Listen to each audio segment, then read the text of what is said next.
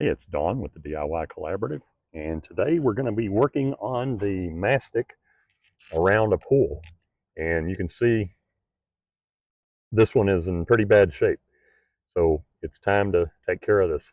So what we've got to do first is we've got to get all this old product removed and then see how the gap below this looks.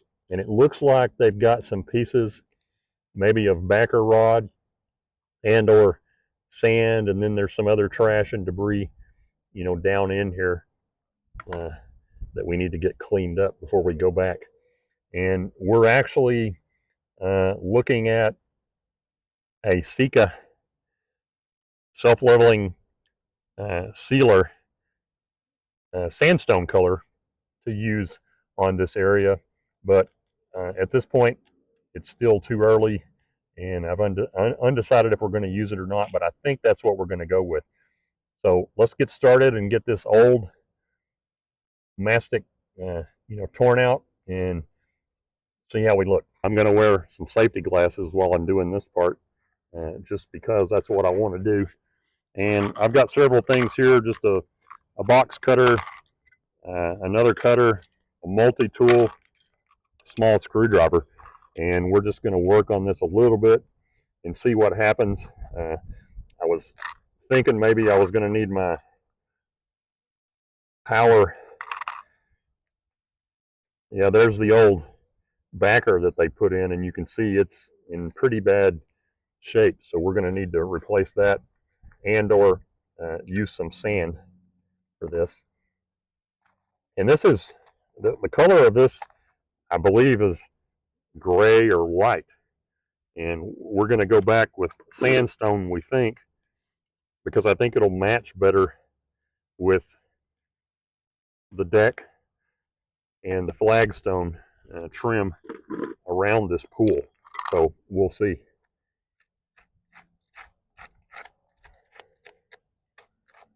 And I'll probably come back with my little shop vac in a little bit here and maybe tidy this up a little bit where I'm trimming all this out, and try to keep all this debris out of the pool. I don't want all that going in this pool.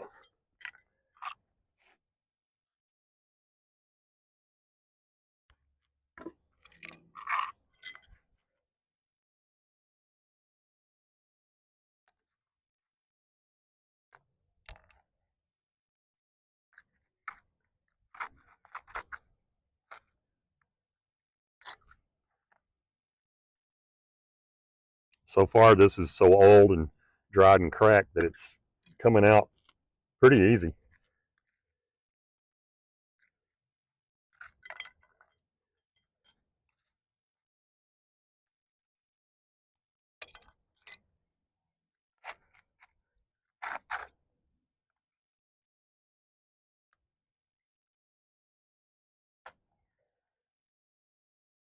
I'm not even really sure what this product was that this company used on this pool, and it held up for a number of years, but in this Texas heat it just it's finally separated and pulled away from the deck, and just looks kind of nasty and worn and tired and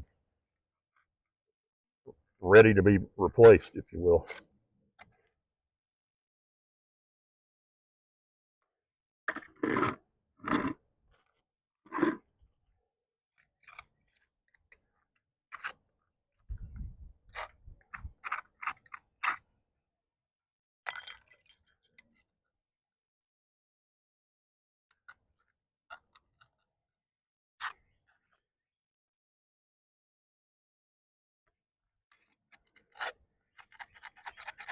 I'm just trying to get all that extra that's off of this edge, the flagstone edge, and even the deck edge, because it's it's a different color. It's that lighter gray, and when I come back with the sandstone, I don't want it sticking out where it was, and being real visible, if you will.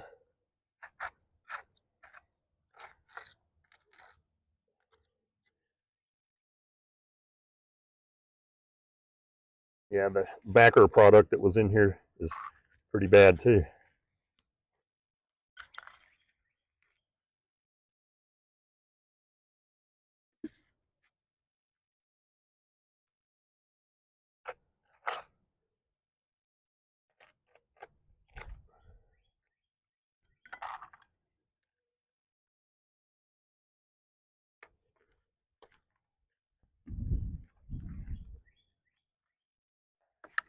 So surprisingly, this section came out, or it removed fairly easy.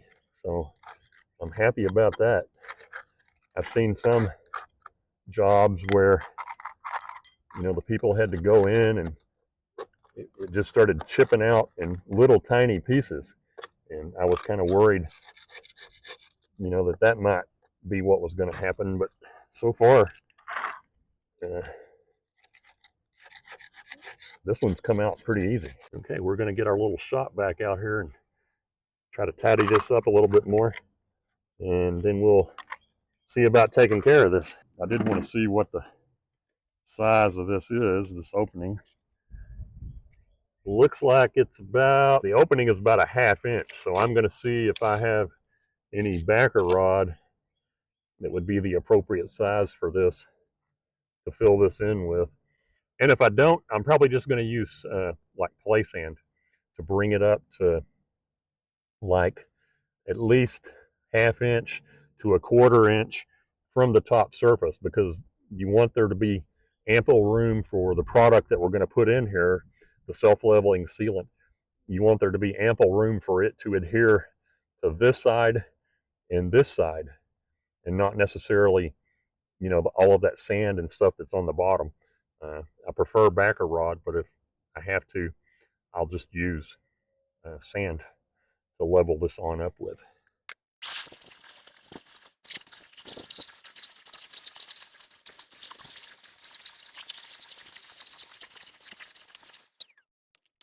Yeah, I think that part's pretty good.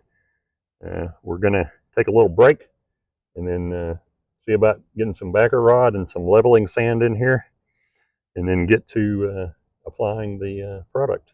Okay, now we're going to go about the process of putting a little bit of leveling sand. There's some areas here that are like way deeper than they need to be, and then some of these areas are not so deep. I think you can probably see that. So I've just got play sand,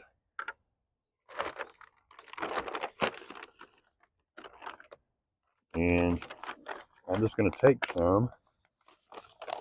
I've just got a little water bottle with the lid cut off, and I'm going to just slowly put some down in this crack to kind of level this up a little bit more than it already was. And all in the world this is going to do is just kind of help hold the backer rod up at the right height, or the right location, if you will.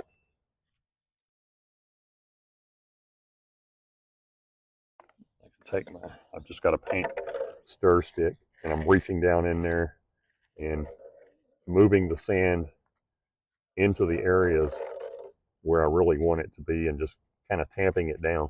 You want to make sure that any major voids are filled up, because in the past when I've used this product, if you have any major gaps that are not sealed either by sand and or the backer rod, this stuff, it says it's self-leveling, and it really is. It'll seek out any openings or gaps or cracks, and it'll really flow down into those areas. So you kind of want to make sure you don't have any major issues going on there, if you will. And we may even, once we get the product in, I want to see how it looks, but we may even come back with some of this play sand and top coat the product. I've seen some people do that, and I've seen others that didn't. So at this point, I'm kind of up in the air about it. I don't know if it's going to need it or not. And because of the size opening that we had, I went with 5/8 inch backer rod, and it looks, like this is how it looks. And we're just going to take it and start down at one end, and we're just going to start putting it in. And again, with my paint stick, I may take it and just help, get it down on top of that sand. And the idea here again is just to fill in the voids, because that product, once we start flowing it in, it's just going to, continue to flow. And if there's a gap or a crack that this backer rod and or the sand doesn't fill up, you're going to end up with a a gap or a void in your top seal, if you will, the top area of your seal, that looks, kind of janky. And back down on this end where I started, I've still got quite a bit of a void or a gap in there under where the edge of this rock is. So I'm going to take a little small piece of the backer rod and just kind of work it down in there and try to get it, to seal up a little bit better than it is.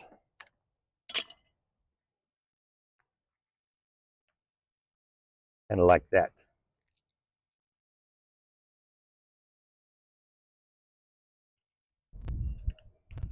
You're almost, at each of these ends where you have to stop and start, you're almost wanting it to be like a dam, because you don't want any of your product to flow out the other end.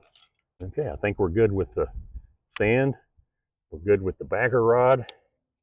It's time to get going with the product. Okay, here we go. New product, new gun. These are 29-ounce tubes, so I'm not used to working with that size tube either, but I wanted the larger tubes because they are the only ones that I could find that came in this size with the color Sandstone.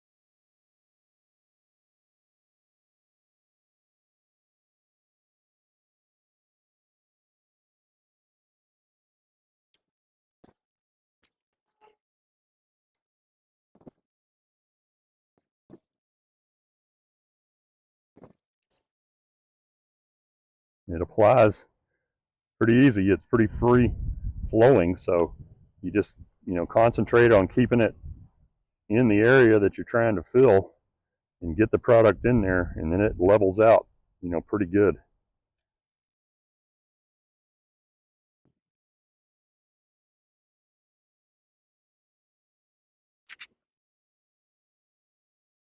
I'm just using light pressure on the trigger of my caulk gun, and I'm just kind of backed up a little bit there because I saw how much it was settling in those areas, and I'm applying a little bit more on there because I want to see how it's settling out and how it looks in this gap or crack or expansion joint or whatever we're going to call this. I just want to make sure that there's ample product spanning the width there. Okay, we've got this area here done, and we are going to come back with, and it's just play sand, and we're going to do a light top sanding, if you will. We kind of want to see how it looks, or if it makes it blend any better, or anything. If it changes the appearance in a major way, I guess.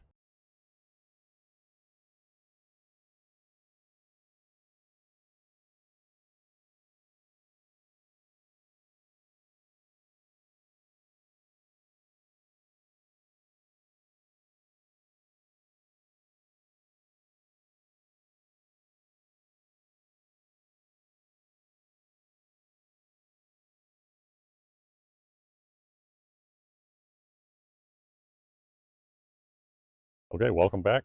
It's been 24 hours and I've swept and blown off the extra sand from where we filled the gaps, the expansion joint on this pool over here. I'll show you, give you a quick walk around.